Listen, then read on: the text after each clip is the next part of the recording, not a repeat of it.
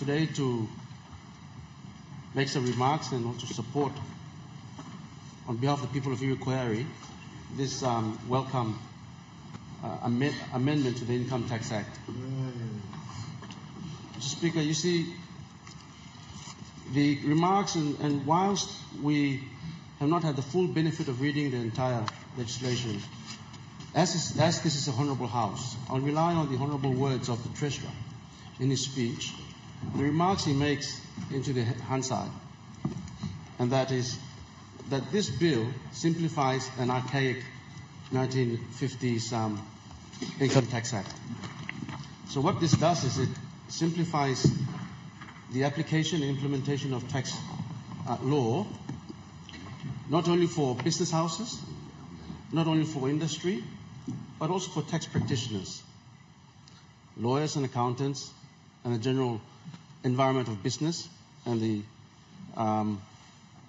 ecosystem where tax revenue is relied upon to finance state activities that we more often than not complain about. So this, I commend the Treasurer and his team, through him, his team at the Internal Revenue Commission, in bringing this long outstanding review to the floor.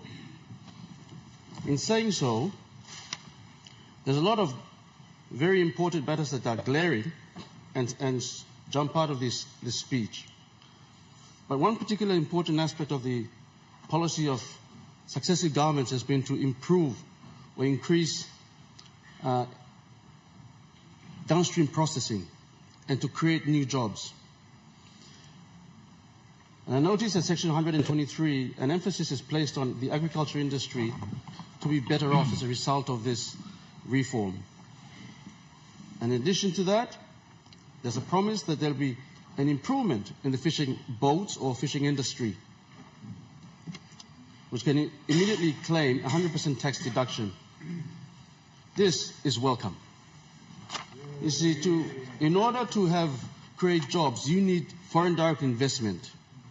But for foreign direct investment to come in, we need to incentivize them, and we cannot be incentivizing on a piecemeal basis. But to set benchmarks like this and make it a very loud noise to the entire world and the entire region that Papua New Guinea is ready to take on investment. And it cannot take investment if the taxing regime is onerous and it is going to be laborious or tedious or even expensive to even set up. The idea is to bring factories and plants onshore, to attract investment onshore. This will complement the SEZ policy that the government wants to drive, and I hope this is going to promise more jobs for Papua New Guineans. Like everything else, there are always creation of law is very easy. The implementation, of course, and the governance of it is what is the labor and the tedious aspect of rolling out these grand visions and ambitions of the government. So I'm certainly encouraged to see the marine resources improve and the agriculture sector going to win on this one. Mr. Speaker, this is legislation that is going to make life much easier for small businesses. It will lower the tax thresholds and it will make it even more compliant and easy to comply with. This has to be the work of the government. Many of times, government wants to descend into industry and take on huge capital expenditure when it really shouldn't be. We need to do away with government taking on capital works too much. But if we are smart enough to create a regime and that will induce and invite and entice investment, on the clawback they gain. Everybody wins. I hope this is going to be the case as we move forward. But in addition to the matters, and I welcome that these amendments can be, if there are amendments that should be done before January 2026, Mr. Speaker, the Treasurer and his team might do well to also consider the capital gain tax aspect of this bill For it to be successfully implemented in PNG, it will require careful planning to avoid unintended negative effects. Because this agenda can likely draw away, have the opposite effect of what it's really intended for. And these are the areas. PNG must define what types of assets will be subject to capital gains tax. And these considerations should be, amongst others, 1, real estate. Real estate should this only apply to properties in urban areas, or should rural land also be included? And then there are shares and securities market. Will stock market gains be taxed? Is average mothers and fathers who are investing on the stock market want to have a reassurance? Yes, there are business houses. Yes, there are corporates, but also the moms and dads who are investing. And if so, how will this tax be structured to avoid discouraging investment? We want to draw investment. We want to bring in investment. Then there's, of course, the business sales aspect of things. Should corporate gains tax apply to business transfers, mergers and acquisitions? What will be the exemptions? Are there going to be exemptions for primary residences, inherited assets, or small business sales?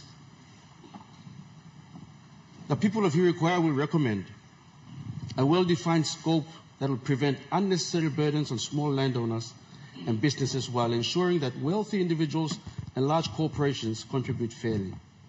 We will share the tax burden. Mr. Speaker,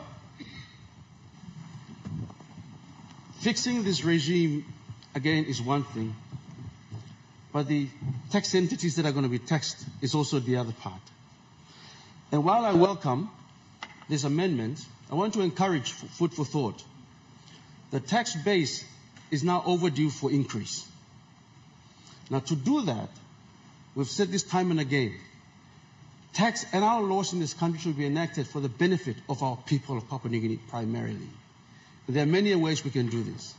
One particular manner is to formalize land. As land formalization is implemented and reform is brought forward, it'll automatically bring into the global economy the Papua New Guinean, average Papua New Guinean mom and dad and the clan and the household.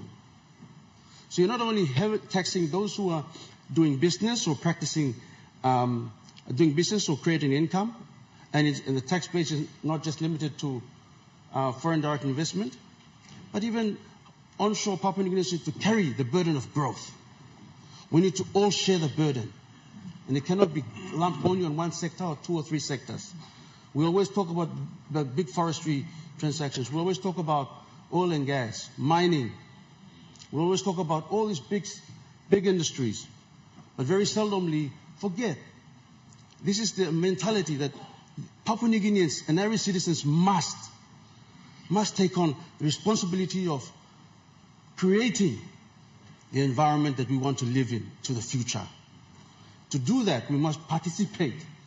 Just as much as we sit on the sideline and throw stones and want to be included, we need to roll our sleeves up, and Papua New Guineans must get into the habit of work. But to get there, the environment is the responsibility of the government to create a conducive environment to create jobs. I am encouraged to see that this law has great potential to create the jobs that Papua New Guineans need. And I certainly hope that we will have the tail end of this year into January to include some of these amendments or propositions. One other such proposition could be the carbon taxation regimes. Since independence, and as the honourable member gentleman from Senator Nyong'o had stated in his debate, resource projects usually quarantine the negotiations of fiscal provisions of a project. Sometimes, many of these agendas are precluded from negotiations because of parties' own consensus and negotiation agendas that are limited only to the parties in the room. But Papua New Guineans as we progress into an industrialization and an industrial state, benefiting into growth, the carbon agenda cannot be understated and cannot be overlooked. The environment we live in will not be the same in the next 20, 50 years.